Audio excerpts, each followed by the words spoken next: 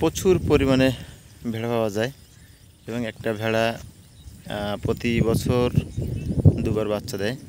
প্রতিবারে একটা থেকে দুটি করে বাচ্চা দেয়। তো আজকে ভিডিওটা দেখানোর চেষ্টা করলাম। এখানেও অনেক ভেড়া আছে,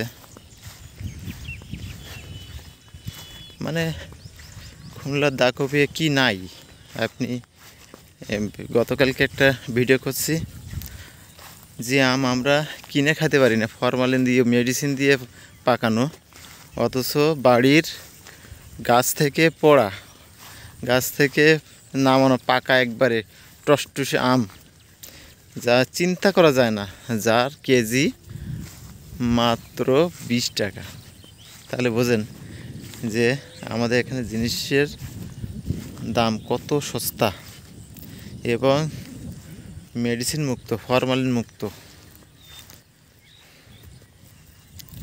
তো বন্ধুরা, আজকে এই ভেড়ার একটা ভিডিও আগে দিছি, এখন একটা ভিডিও করার চেষ্টা করলাম।